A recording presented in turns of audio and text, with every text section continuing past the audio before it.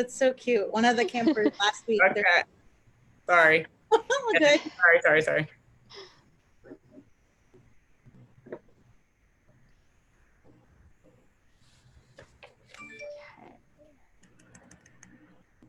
All right, everybody. How's everybody doing? Good. Good So to see good. everyone. Yay, I think we are finally Facebook Live. Nikki here, owner of San Diego Moms, and we are so excited for this second round of our hands-on technology education STEM kit adventure camps. This week's group did the YouTuber content creation virtual camp, which is super exciting, and I know my daughter will just absolutely love to do this. So we'll briefly kind of run through and have all the moms say hi, but we'll start with you, Mrs. Watkins. And why don't you tell us a little bit more about yourself and the camp that the kids kind of went through, and then we will go from there. Great. Hi, my name is Christina Watkins. I am the camp director of Hands-on Technology STEM Education Camp.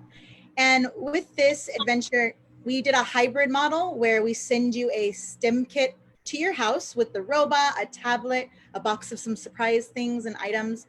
And then we also have virtual session time with you in the morning. There's individual YouTube videos and tutorial activities the student can work through. And then there's an afternoon one-on-one session to get some private tutorials and supplementation to either catch up or ask deeper questions, or maybe even to challenge yourself and go a little bit further. So it was a nice way. We've modified our in-person camp, compliments of COVID, to still allow students to put their hands on the technology. Now it gets to spend more time with it at their house. So it's kind of exciting. We've been hearing some good reviews, and we're excited to share and hear what you guys have to say about your enjoyment with it.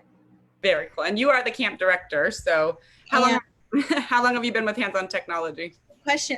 This is my 6th year. My daughter actually started at the camp over 6 years ago and just loved it so much. And I'm like, why did you like it so much? What was it about it? And she thought it was a good combination of learning actual technology things she didn't know, and that practical application, and the having fun component, which I think is really important to realize. As a summer camp, it's not summer school. We're not during the school year, and again, with being on Zoom, a lot of our friends finished the spring semester on the line.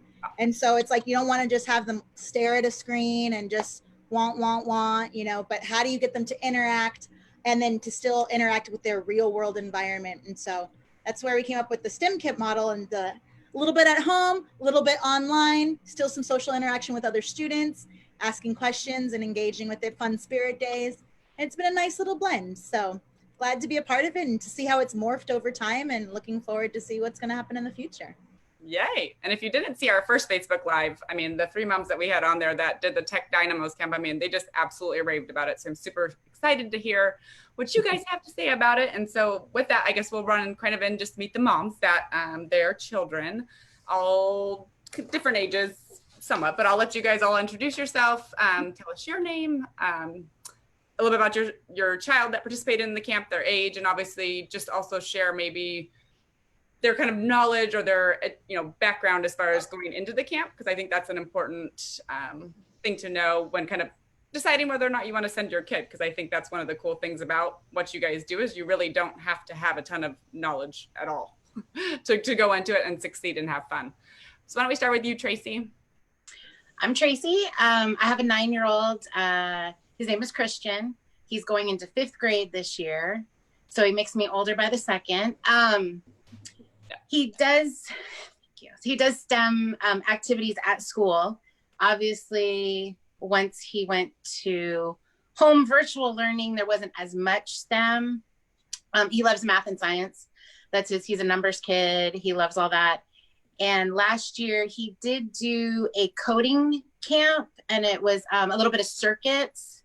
So definitely different than this, but a little bit of circuits. So he kind of had like a small taste and talked about it all year long. So it was perfect coming into this. Yay. And Maria? Yes, my name is Maria. My daughter is Ava. She's 8, and she actually, I have to say, had very little tech experience coming into this. Didn't watch YouTube like some of our other friends. And I think that kind of gave her a fresh perspective on what it was she could look for, or just something that she wanted to maybe delve into further. And even in the kit, it came with a robot, which she has no familiarity with a lot of electronics either, just because we're more of like a go outside family. So, we don't take toys like that outside, but with her, she's like, oh, this is really cool. I can tell it what to do and make it go places. And so I think for her to be able to find something to talk about in front of the camera, which she obviously has a knack for, and then combine it with science at the same time really sparked an interest. And that is what I wanted to see come from her. It wasn't something that was influenced by me or by someone else just from watching. It was her figuring out on her own that she enjoys this part of science, technology, math, and creativity, and that there's a place and a space online that we can safely do it together. Very cool. And Delia, you mind telling us a little about yourself? Hi, my name is Delia. My son is Anthony. He's 9 years old. He's going into the 4th grade. He is not that new to technology. He has taken some robotics classes, after school classes at school before the whole pandemic started. And he was in a coding club outside of school, and he enjoyed that a lot too. He is the youngest of 3 brothers, and he knows a little bit more of the technology than I would expect him to, and definitely he knows more than I do. So luckily for me, he and I both have the easiness of just, having his older brothers help us out with any technological issues that we had. He enjoyed the camp. He loved the robot. There were a couple of technical issues with it, but overall, he really enjoyed it. Yay! Very cool. And why don't we bring it back just a little bit? Because I think I mentioned this in the first one, just I knew nothing about STEM or, camps or activities or anything like that. And so I think the reason you put kids into camps is again, it's like basketball camp and stuff that I loved. And so I'm curious to know why you guys signed up for this opportunity, and, what is it, the importance of maybe them getting a job in the future, or just the fact that we're in this technological world, whatever it might be. Maybe if you guys, since you're on, why don't you briefly answer that, and then we'll go from there. Was there a reason that, do you want him to be, was it just because of his love of it since he was already involved, or did you have some other underlying reason that you wanted him to get into tech or start to love it? Oh, is this for me? Yeah. Yeah, he loves technology.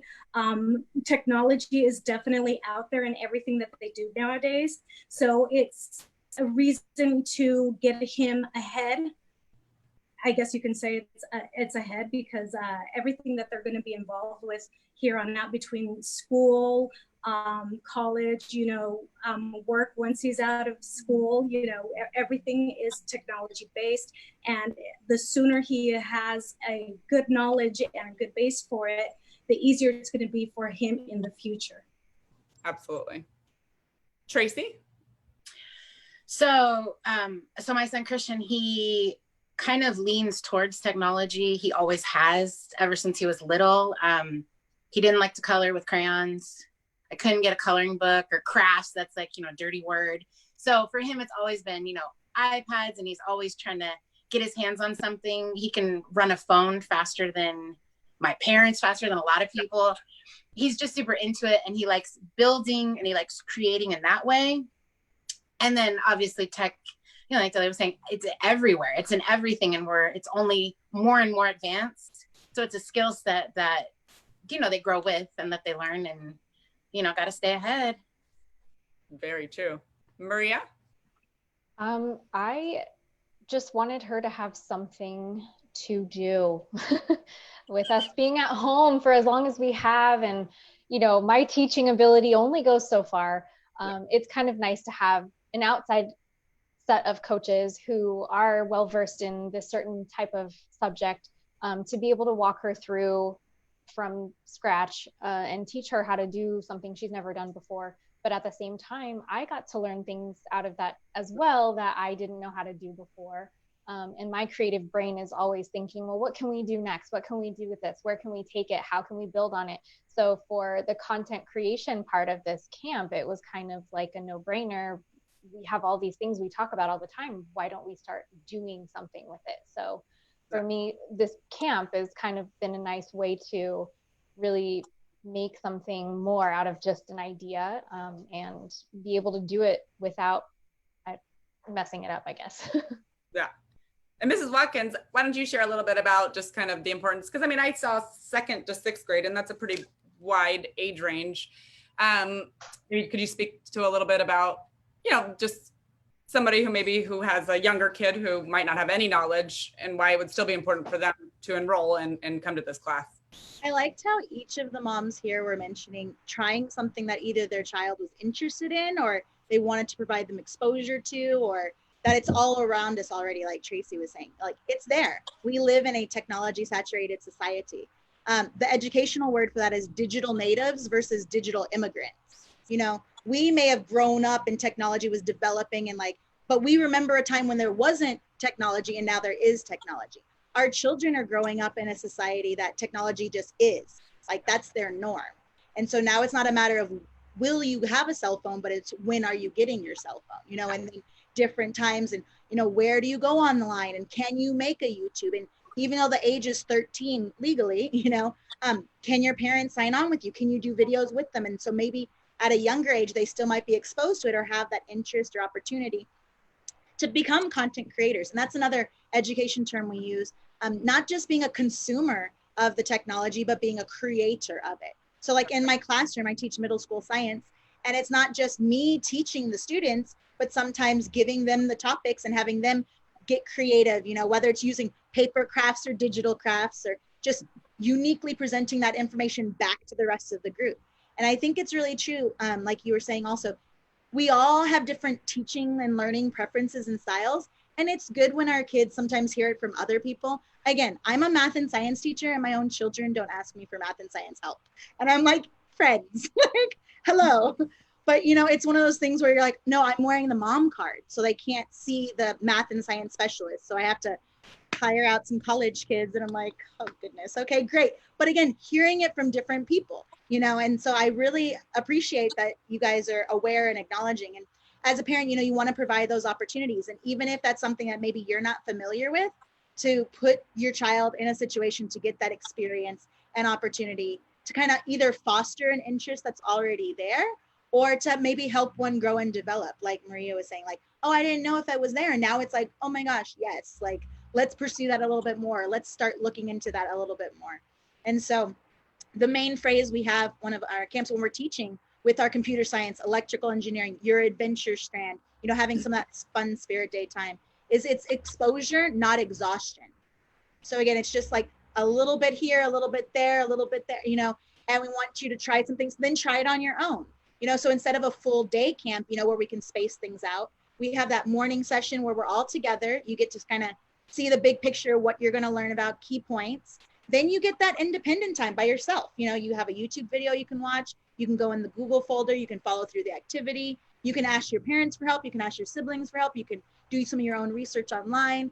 And then that afternoon one-on-one call is really a nice supplementation or kind of corner endpoint to the day to say either, oh, I got stuck on this part of the instructions right here, or hey, I finished that really fast. Like, what can I do next? Or how can I challenge myself? Or what's something different we can do? Or I've always been wondering about that. And I think that's maybe one of the other things I really like about this camp, and the opportunity that it has to foster those conversations and dialogues. And so getting the kids not only to just, can you make him go in a square? Yes, boom, boom, boom. Okay, square, now what? It's not just complete the task, but it's like, all right, now what else could you program a robot to do? Or what are other functions that have been automated now that maybe weren't in the past? Or what functions are not automated now that could be in the future? And what could you do and how does that work? And just getting them to critically think. That's a life skill. Not only do we want at camp, but at school, but at life, like everything, how can things that are either be better, or how can things that aren't yet come to be in the future? Very cool. I love that. I think that was a common thread of what we heard is the overcoming challenges and different things and just that critical thinking, as you were saying. So let's dive into that question, because I think that's such an important part, is obviously not just having skills that they can run through. But Maria, why don't you tell us about, a time maybe where your daughter was frustrated, or like if there was a particular area of the camp that, challenged her, and how did she overcome it, or how did hands-on technology support her to get to the next? Sure. I think day one was probably the hardest for her just because it was something so new, so different. She's never done it before. So she gets that, first day jitters, where she's too nervous, too shy to participate. She's not sure if what she's going to say is the right thing. So she overthinks it. But for her, after day one and seeing what the routine would be for the following days, she was pumped. She was ready to do it. She felt super involved. She didn't really have any frustrations. It was more just, okay, well, this is something I have to try now. Even if I'm not great at it, I have to make do. For me, technology, Zoom chose not to work for one entry, but that, it was fine. We got through it. It took me some time, but I logged on and we made it. And she was, she was totally like, oh my gosh, Mom, what if I'm late? And I was like, honey, you're already late, but we're going to get you in and it's going to be fine. So she jumped right in, they got to work, and it worked out perfectly. So I can't fault the camp for that. That's just technology doing its thing. Lesson. I mean, that's another true, Yes. really. Real world right there. Absolutely. Very cool. And then Tracy and Delia, why don't you guys tell us, we'll start with Tracy, just a highlight or a really positive moment where you saw kind of a light bulb go off in their head, or, just one of your favorite moments about the camp experience. Sure. So I actually have two, just because there were two different parts of the camp.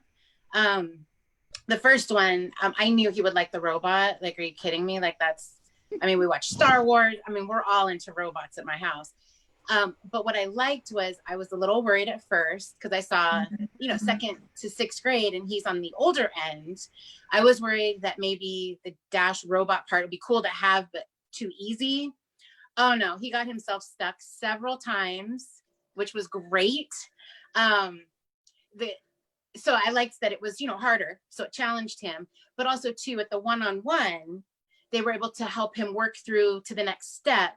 So it was never, like days or agonizing, or it was, okay, this isn't working, work it out. And he figured out, a skill set and how to, you get stuck, real life, and you have to work through it. The other piece, so the YouTube part, mine watches it all the time. He sneaks it all the time. Like, he was supposed to be at school doing schoolwork.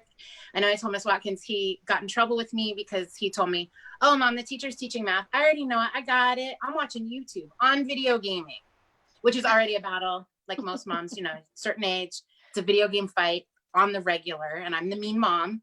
But I had told him no more YouTube videos. We're just sitting and watching other people play video games. Are you nuts? Like, make something, do something. And then the camp came right into my lap the same day.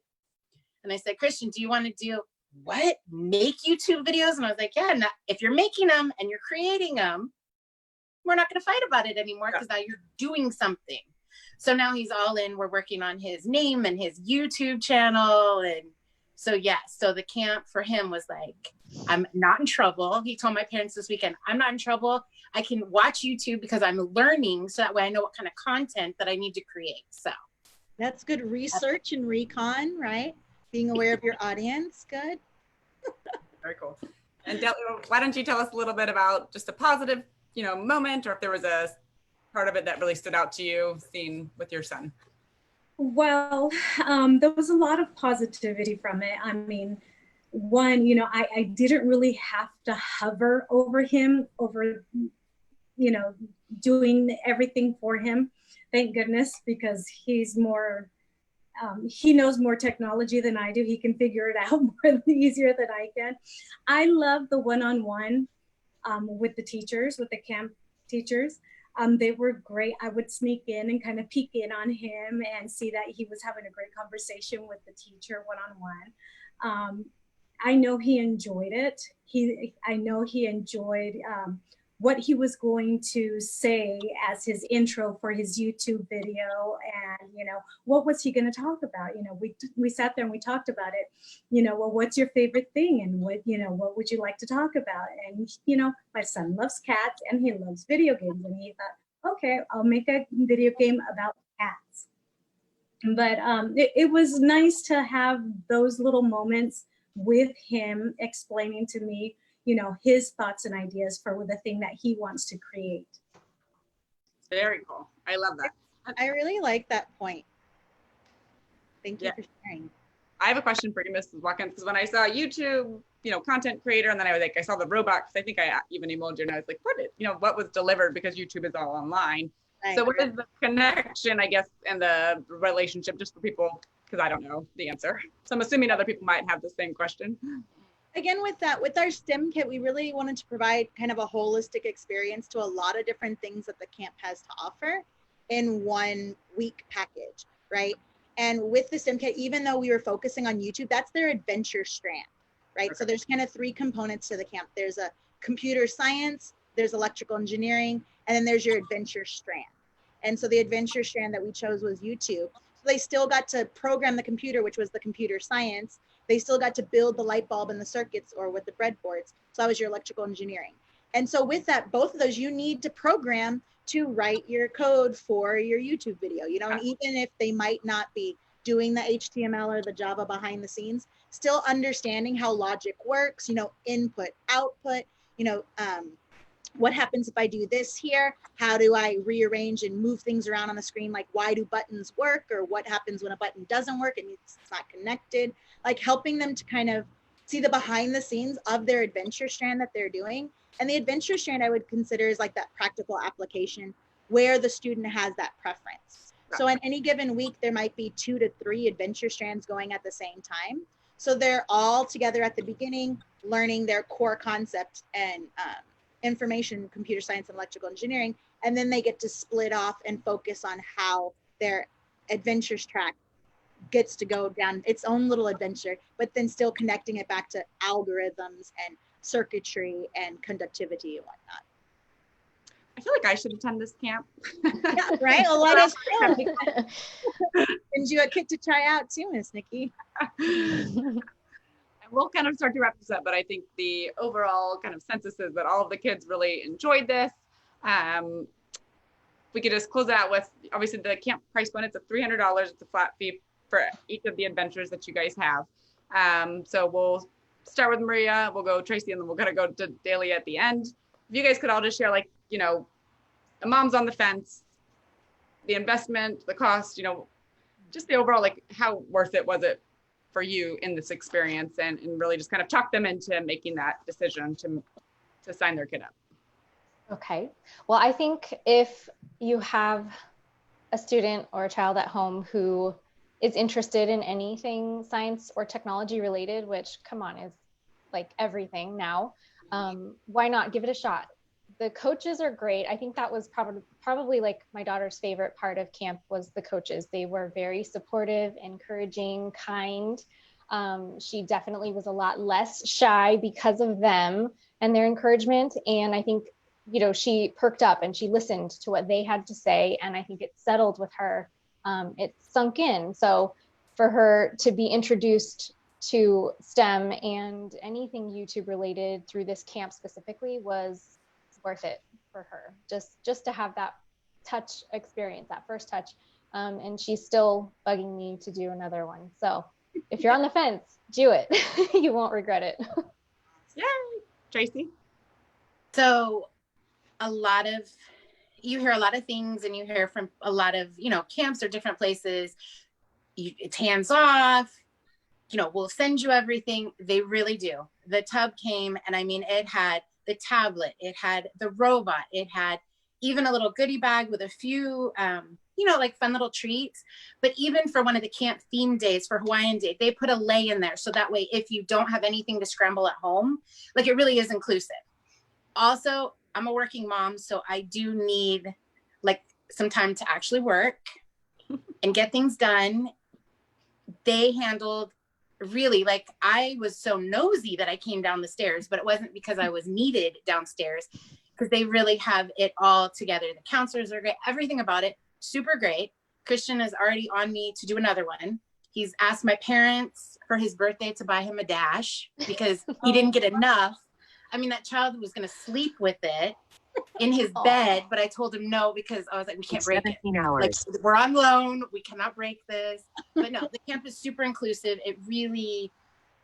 They really factor in all of it. And even with the task that the kids worked on the videos after, they set up so the kids went online and there was a video, and it genuinely step by step, it's like a map quest of exactly what to do. Push this button, the button looks like this. So really a kid can do it. So you do get, whether you need to work or you just need a little bit of peace, genuinely you're getting it, and they're learning. And then through all this time, I'm not fighting about video games because we're busy having fun. That's wonderful. Delia? Well, I thought it was such a great experience for my son to, go through this camp. I think it's a great investment in your kid's future. Everything is technology based, and if they can get a little bit ahead on learning new things and how things work and how technology works, I think it's a really great investment for your kids. My son had a lot of fun, and he loved the robot, and he knew right away what to do with the robot. I had more technology issues than he did. And the good thing was that I was able to contact Miss Watkins and have her walk me through some of the things that I couldn't do on the computer myself. And having that, as help for someone who doesn't work with computers every day, was a big help. And I love that part of it too. And the camp teachers were really, really great. I loved how they explained things to the kids. I loved the way they engaged the kids, and they were very positive and very happy at the end. I love that. Yeah, thank you. We're here to support, and whether it's the staff during the teaching sessions or the directors here for that phone calls. And again, because we know, remember, digital natives and digital immigrants, we're all on the spectrum. We might be more familiar with some technologies than others, but I really like how I heard from all of these moms here too, that they let their child teach them, or that they learned together. And I think that's something that's really important as parents and as teachers and as camps and everything. We can't do everything for our child and for these children. They have to figure out how to do some of those things on their own. And so we can be that helping hand, we can be that guidance, or, hey, where do you go to answer that question? Or who can we ask to get that piece of information? And just go along with them. If you don't know, like, hey, let's go figure that out together. My dad said that a lot to me when I was growing up. Like, how do you spell this? Go looking up in the dictionary. I'm like, oh, geez. But it works. It gives you those, like we talked about, those critical thinking skills. You may not know what everything is yet, but you can at least know who you can go to ask to try and figure it out, or at least attempt to try.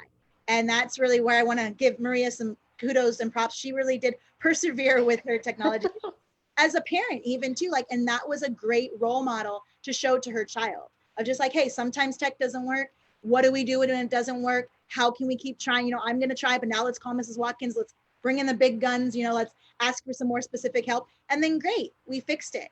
And then, like I told her, that really encouraged me. And that's good to hear you say that, Delia, too, because I had that positive experience with Maria. So I'm even being more forward with the parents, like, hey, call me. Let me call you. How can I help? We're not just providing your kids this awesome tech experience, but support and encouragement for the parent also, so that you can help your child and that you can be a resource for them too. Yeah. So everyone's learning and having fun together. That's the goal. Well, yay. Well, thank you guys all for being here. Head to techadventurecamp.com for more information. We'll also post it, or it's in the caption there, but we'll have some more information. We also have a great post that will encompass all of the kind of reviews and feedback, and these two videos from the Tech Dynamos camp review, and then also this YouTuber camp. But thank you so much for joining us, and we will talk to you soon. Thanks, everybody. Bye. Bye. Bye.